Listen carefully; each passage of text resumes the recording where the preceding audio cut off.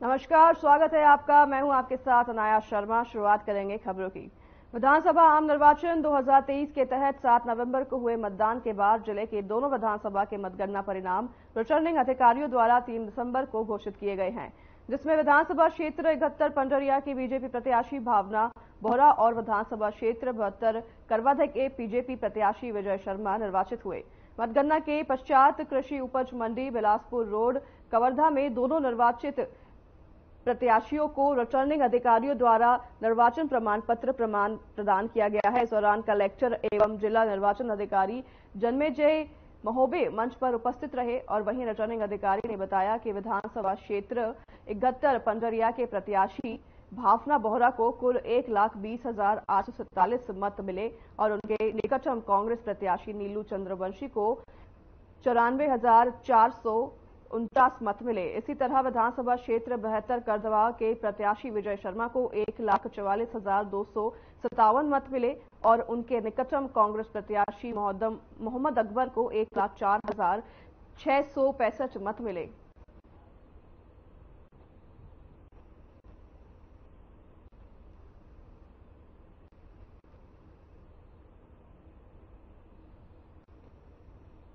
भावना बोहरा और विजय शर्मा विजयी हुए हैं अपने क्षेत्र से।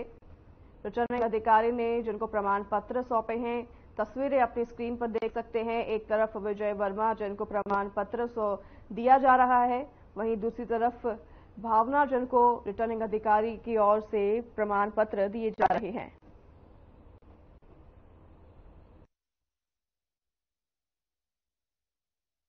जनता की लड़ाई थी, जनता ने लड़ाई लड़ी है, जनता ने चुनाव लड़ा है। ये जीत जनता की है, ये जीत कार्यकर्ताओं की है, ये जीत कवर्धा के नौजवानों की है, जिन्होंने भय और आतंक के राज को खत्म कर दिया।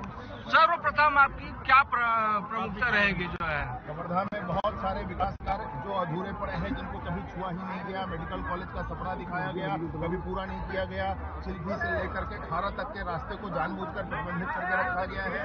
बहुत सारी ऐसी चाइना शुगर फैक्ट्री की बात कही गई, पूरा नहीं किया गया है कभी।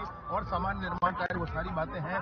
साथ ही साथ मैं ये कहना चाहता हूँ कि कवर्धा में जो लोग अंदर घुसकर गाँव में ऐसे लोग आए हैं जिनको पर्पसली बसा दिया गया है, उनको वापस भेजा जाएगा। वो कवर्धा क्या लगता है, जो बीजेपी की भी सरकार अब बन चुकी है, लगभग ये तय माना जा रहा है, तो क्या आपको मंत्री पद दिया जा रहा है?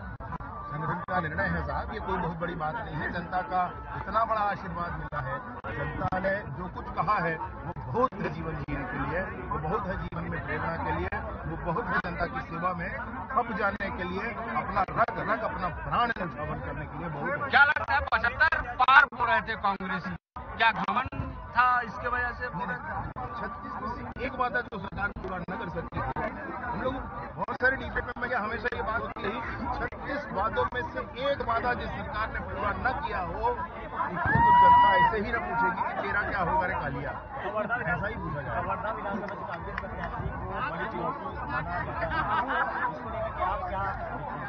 आईडी नीचे करना खबर। 5 साल में कवर्धा के साथ जो घटनाएं की, जो कुछ किया, दबाव की राजनीति की, कवर्धा में आतंक का जैसा माहौल था, हर व्यक्ति थोड़ा भयभीत रहता था।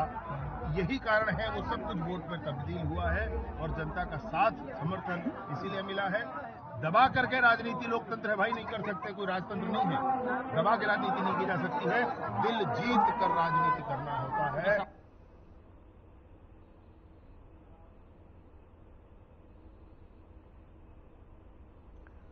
सीतापुर विधानसभा छत्तीसगढ़ में कांग्रेस का गढ़ माना जाता है। विधानसभा चुनाव में छत्तीसगढ़ में बीजेपी ने भगवा का परचम लहरा दिया है।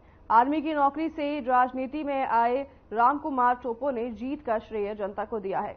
उन्होंने कहा कि सीतापुर विधानसभा का हर सदस्य रामकुमार टोपो है।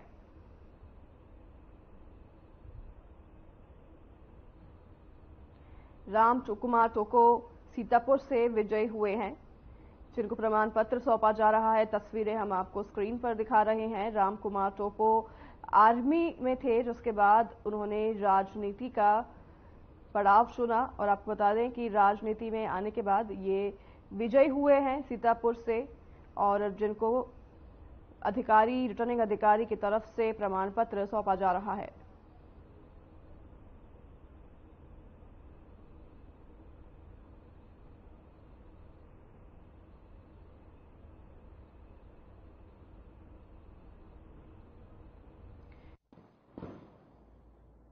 इस वक्त चुनावी नतीजे की बात कर रहे हैं, जो कि सीतापुर का है, कांग्रेस का गढ़ कहा जाता है, जिसे में अमरजीत भगत मंत्री भी रहे हैं खाद्य मंत्री के तौर पर, और उनको पछाड़ करके ही आज एक आम जनता ने, आम पब्लिक ने उनको पछाड़ा है और धरातल में दिखाया है कि क्या वास्तविक स्थिति होनी चाहिए।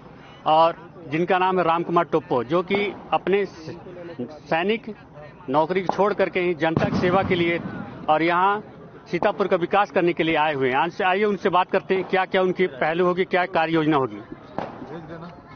सबसे पहले मैं आपको बधाई देता हूँ हर खबर चैनल की ओर से। जी धन्यवाद। और पहली बात है कि आप एक नॉर्मल आदमी से आप एक वीआईपी हो गए हैं, तो कैसा लग रहा है? पहली बात तो ये वीआईपी का महसूस कैसे होता है ये पता नहीं चला अभी तक हमको, क्योंकि वीरता पदक मिलने के बाद भी नॉर्मल था, सेना में जाने के बाद भी नॉर्मल था और राजनेता बनने के बाद भी नॉर्मल था। क्या पब्लिक आपसे मिलने के लिए टाइम लेगा कि सर मैं मिलूं, या फिर सिंपल वैसे जैसे आज मिलते आए? ऐसा नहीं है, जिम्मेदारी मिलने के बाद व्यस्तता जरूर होती है, लेकिन ऐसा नहीं है कि हमसे मिलने के लिए किसी को पकड़ने की जरूरत पड़े।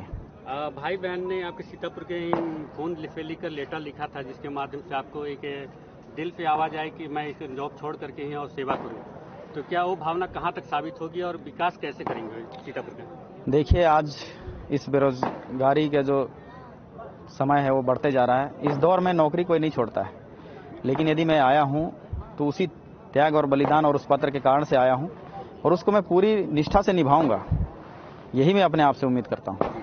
मैंने यहाँ आसपास जो आए थे आपके क्षेत्र से सर्वे किया, उसमें बताया गया कि राम कुमार टोप्पो जी, मैंने पूछा क्यों नहीं आए हैं, तो उन्होंने बोला कि मैं राम कुमार टोप्पो मैं नहीं हूँ, आप लोग हो, आप लोग हूँ, आप लोग जाके लिखो लो। तो इसमें आपका कितना सहयोग रहेगा? आपने सच बोला था या फिर उन्होंने अपने? बिल्कुल सच बोला था। ये बात बिल्कुल सीतापुर क्षेत्र में आप किसी से भी पूछ लीजिए कि केवल एक राम कुमार टोप्पो वहाँ चुनाव नहीं लड़ रहा था, वहाँ का छोटा बच्चा चुनाव लड़ रहा था और सभी राम कुमार थे। इसलिए आज सब राम कुमार बन के एक गणना अभिकर्ता के रूप में भी अंदर गए थे, और आज जितने भी समर्थक आए हैं सब राम कुमार हैं। जैसा आपने जीत हासिल की, बहुत गहमे की बात है, तो जाहिर सी बात है कुछ चीजें होंगी जो कि दिल में गड़े होंगे, तब आपने आगे उठा होगा, कुछ जनता के लिए सोचे होंगे, तो क्या प्लान रहेगा विकास के लिए? बिल्कुल प्लान रहेगा, क्योंकि मैं समझता हूं जो जिम्मेदारी हमने 13 साल देश के फौज में रह के निभाई है, आज जो एक नई जिम्मेदारी मिली है इसको भी बड़ी बारीकियों से समझते हुए निभाने की जरूरत है। जी, पब्लिक यहाँ जब मिला तो उसने बोला कि मैं राम कुमार टोप्पो जी ने मोदी जी की छवि और योगी आदित्यनाथ की छवि देखता हूँ, इस पर कितना सच है, क्या खरा उतरेंगे? ऐसा नहीं है, वो हमारे आदर्श हैं, हम उनके पद चिन्हों पे चलेंगे और उनके मार्गदर्शक से बेहतर काम करने का प्रयास करेंगे। जी, ये थे आदरणीय राम कुमार टोप्पो जी, और आने वाले समय बताएगा कौन कितना खरा उतरता है। सफलता मिलने का कारण हमारा प्रत्याशी बहुत अच्छा मिलनसार मिला, और हर लोगों के दिल में घुसे कहिए, और कांग्रेस हमारे सीतापुर तो धूल का नगरी बन गया था, उसके कारण भी बहुत लोगों में विरोध था, और 20 साल भी हो गया था, बालू भय भूख भ्रष्टाचार कई प्रकार का समस्या था, उसके चलते कांग्रेस में वोट लोग नहीं दिए। विकास बिल्कुल नहीं हुआ भाई साहब, और परिवारवाद भी तो है। भारतीय जनता पार्टी के हर एक कार्यकर्ता जो सीतापुर विधानसभा क्षेत्र के वासी हैं, उनका अथक परिश्रम और मेहनत, और राम कुमार टोप्पो जी जैसे प्रत्याशी का भारतीय जनता पार्टी के शीर्ष नेतृत्व द्वारा चयन करना हम सभी के विजय का कारण है। और एक कारण कांग्रेस के जो लगातार 20 साल तक विधायक रहे, उनके द्वारा किसी प्रकार का माने विकास कार्य में ध्यान नहीं देना, क्षेत्र की जनता से कांग्रेस की सरकार बनने के बाद लगातार दूरी बनाए रखना, और भ्रष्टाचार, और वहां पे भ्रष्टाचार में सबसे बड़ा मुद्दा था आपका बालू का भ्रष्टाचार, जमीन का घोटाला, इस टाइप के कई मुद्दा थे, और भ्रष्टाचार तो चरम पे था, जिससे लोग उब गए थे, परेशान हो गए थे, और लोग चाहते थे कि इसे जल्दी से जल्दी यहां से विदा किया जाए, और एक अच्छा मौका मिला जिसका सीतापुर की जनता ने अपने वोट के माध्यम से जवाब दिया। देखा जाए तो क्या लगता है कि राम कुमार टोप्पो सीतापुर का उद्धार करेंगे? सीतापुर के विकास के लिए ही राम कुमार टोप्पो बने हैं। उनका पहला काम यही होगा कि सीतापुर की जनता के समस्याओं को सुनना। उनके समस्याओं को लेकर ही सीतापुर में प्रवेश किए हैं। सीतापुर की जनता ने उन्हें बुलाया और जनता के सहयोग से ये लड़ाई उनके साथ साथ सीतापुर के भारतीय जनता पार्टी के कार्यकर्ता, सीतापुर की जनता, सीतापुर के युवा, सीतापुर की युवतियां, महिलाएं, बच्चे सभी मिल करके इस लड़ाई को लड़े हैं और लगभग 23,000 के भारी बहुमत से राम कुमार जी को विजयी बना रहे हैं।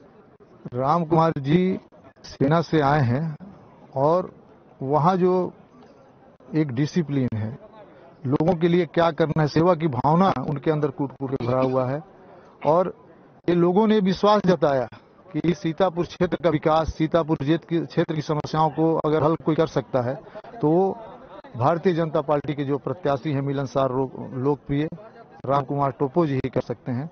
और जनता ने उसको माने अपने हाथों पे लिया और अपना अमूल्य वोट दे करके उनको भारी बहुमत से सीतापुर क्षेत्र में विजय बनाया है। जीत के लिए कह रहे हैं क्या?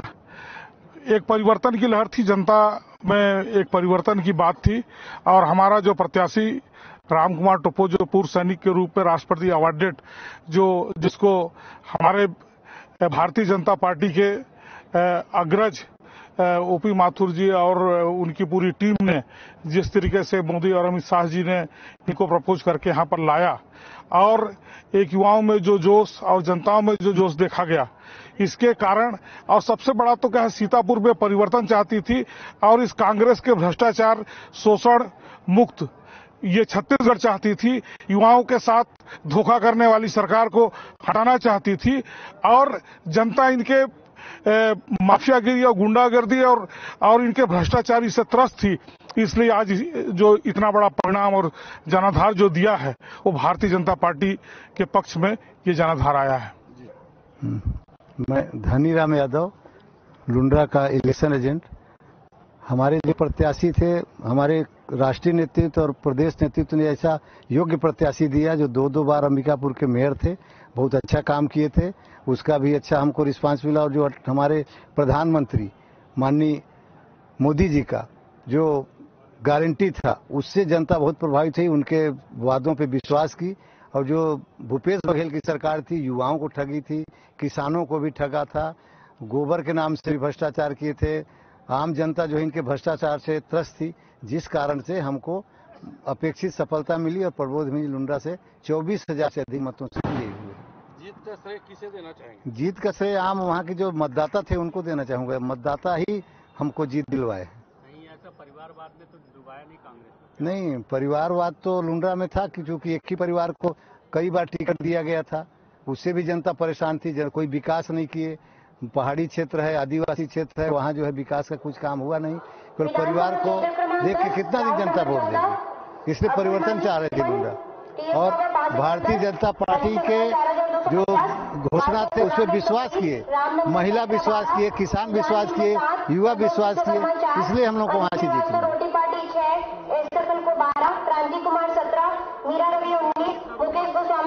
मोदी जी का पूरा योगदान है। मोदी तो हमारे विश्व के नेता हैं। मोदी जी का चेहरा, उनका जो काम है देश में, जनता देख रही। गरीबों के लिए जो योजनाएं लागू की हैं, धरातल तक जा रहा है वो योजना। अब धरातल में उसका लोगों को, गरीब जनता को फायदा मिला, जिस कारण से अपना जीत सुनिश्चित हुआ वहाँ।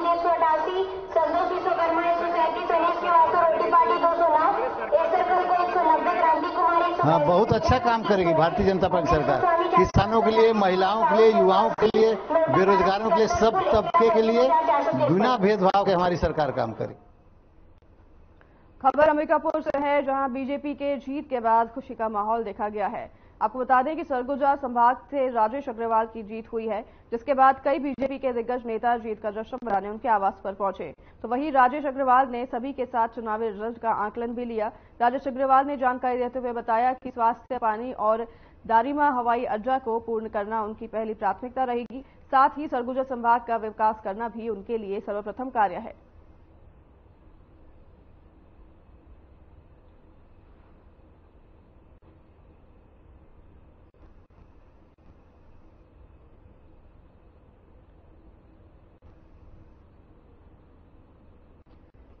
राजेश अग्रवाल की जीत हुई है उनके क्षेत्र अंबिकापुर से। वहीं आपको बता दें कि उनकी जीत होने पर कई दिग्गज नेता उनके आवास पर पहुंचे, जहां पर उन सभी ने बैठकर रिजल्ट का आकलन लिया और वहीं राजेश अग्रवाल की जीत पर जश्न मनाया गया है। कई दिग्गज नेता उनके आवास पर पहुंचे और जीत का जश्न मनाया है। साथ ही राजेश अग्रवाल का बयान भी सामने आया है। अंबिकापुर में देखिए, पेयजल की बहुत बड़ी समस्या थी पिछले साल। अभी हम लोग उसको दुरुस्त करेंगे। सड़कों की और हॉस्पिटल, 3 तो एकदम मेन है शहर के बारे में कहिएगा तो। बाकी गांव में स्कूल का और सिंचाई के साधनों का, और अभी तो धान खरीदी है, उसको हमको किसानों को विशेष सहयोग करके राहत देना है, सही ढंग से खरीदी हो जाए। सभी काम प्राथमिकता से। बिल्कुल बिल्कुल। सक्ती विधानसभा से विधानसभा अध्यक्ष रहे चरणदास महंत ने भारी मतों से जीत हासिल की है। अपने प्रभार क्षेत्र सक्ती विधानसभा से चरणदास महंत, चंद्रपुर विधानसभा से रामकुमार यादव, जयजयपुर विधानसभा क्षेत्र से बालेश्वर साहू ने जीत हासिल की।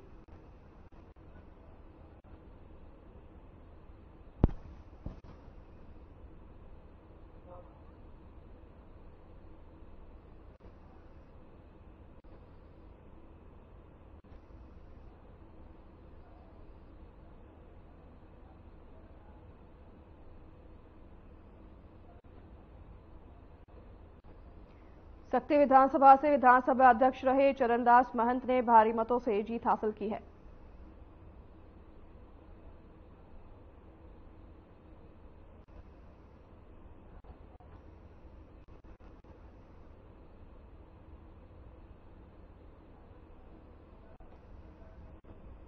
मैदान में गए थे, जो हमारा घोषणा पत्र है उसको मैदान में लेके गए थे।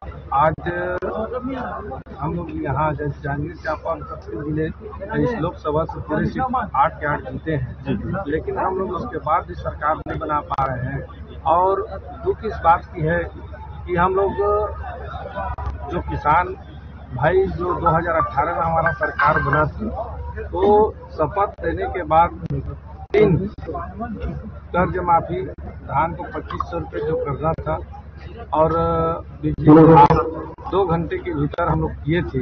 उसी प्लानिंग के साथ हम लोग इस बार भी तैयारी किए थे, लेकिन कहीं हमारे से चूक हुआ होगा, जिसके कारण हम लोग आज सरकार नहीं बना पाए। विपक्ष की भूमिका में है और पूरे मेहनत के साथ हम लोग काम करेंगे।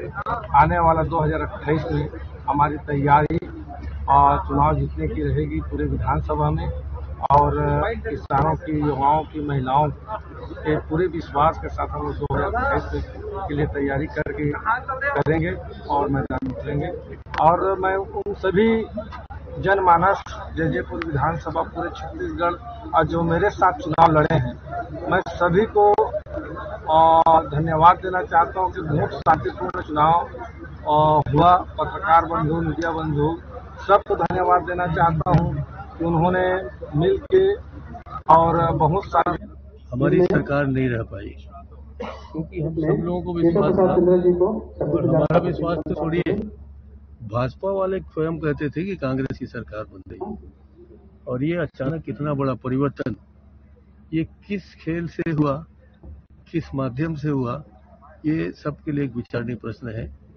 अभी मैंने मुख्यमंत्री जी से बात किया, वो भी और हम भी सब लोग हस्तपद हैं कि इसका रिजल्ट कैसे आया। पूरे प्रदेश में भाजपा की लहर रही, लेकिन बिलासपुर संभाग और खासकर जांजगीर चांपा जिला में कांग्रेस ने झंडा गाड़ा। इस पर आप? ये मेरे लिए सौभाग्य की बात है कि हमारा जो जहाँ जहाँ की जवाबदारी मिली थी, मैंने पूरे दोनों जिले की जवाबदारी ली थी, अपने लोकसभा क्षेत्र की जवाबदारी ली थी, और मुझे इस बात की खुशी है कि यहाँ के साथियों ने मेरे निवेदन को स्वीकार भी किया और उनने सभी साथियों को जिताया। मेरे ख्याल से इतिहास में पहली घटना होगी जब हम पूरे लोकसभा क्षेत्र के या संसदीय क्षेत्र के सभी सीटों को जीतेंगे। और जांजगीर और चांपा जिला बंटने के बाद पहली बार ये होगा कि हम पूरे 6 के 6 सीट कांग्रेस की जीते हैं, और ये बहुत खुशी की बात है। इसमें अधिकतर बालेश्वर साहू को ले लीजिए, श्री सरवंश को ले लीजिए, चांपा वाले को ले लीजिए, राघवेंद्र को ले लीजिए, सब नए लड़के हैं। इसी जिले में उन लोगों ने पार्टी को नुकसान पहुंचा है और उसी विषय में मैंने संगठन को उनको चढ़ाया भी था। बिल्कुल, उसमें से एक नाम वो है और भी नाम है, बड़े नाम है, आने वाले नाम आप सबको पता चल जाएगा। सक्ती विधानसभा से विधानसभा अध्यक्ष रहे चरणदास महंत ने भारी मतों से जीत हासिल की है। वहीं इस जीत को लेकर कोरबा लोकसभा सांसद ज्योत्सना महंत ने हर खबर से बातचीत की और क्या कुछ कहा उन्होंने हर खबर से बातचीत के दौरान आपको भी सुनाते हैं। यही होता है कि हम आत्ममनन करके अपने गलतियों को सुधारें। वैसे मुझे तो ऐसा लगता है कि कांग्रेस ने अच्छा काम किया है और खासकर महिला वर्ग के लिए, मगर ये क्यों हम लोग इसमें विजय नहीं प्राप्त कर सके इसका मुझे आकलन करना पड़ेगा। ये थोड़े दिन बाद समझ में आएगा, क्योंकि अभी तो मैं इतनी जल्दी में समझ भी नहीं पा रही। चरणदास महंत को पूरे लोकसभा क्षेत्र ने भरपूर समर्थन दिया है और विश्वास व्यक्त किया है। इसका मतलब है कि उन्होंने आपके कार्यों को भी समझा और आपको भी समर्थन दिया।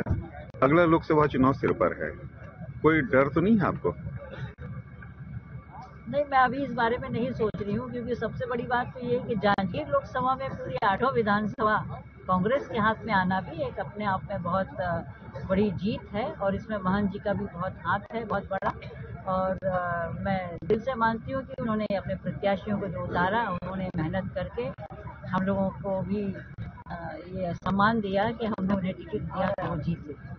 चलिए, बहुत अच्छी बात है और बाद में सोचूंगी कि मुझे क्या करना है। मुझे समझ में नहीं आता कि जब मैं यहाँ घूम रही थी तो महिलाओं का मुझे बहुत अधिक समर्थन मिला और वो समझ नहीं पाई या मैं समझा नहीं पाई, मुझे तो ऐसा नहीं लगता, क्योंकि बहुत सीधी सीधी भाषा में मैंने उनको बताया था, कभी हिंदी कभी छत्तीसगढ़ी में। लेकिन हो सकता है, चलता है, ये अपना मन है, कोई देता है कोई नहीं देता। नहीं, लेकिन जो कांग्रेस का मैनिफेस्टो था ये इतना ताकतवर था, कहीं गुंजाइश नजर नहीं आ रही थी कि कांग्रेस सरकार डूबेगी।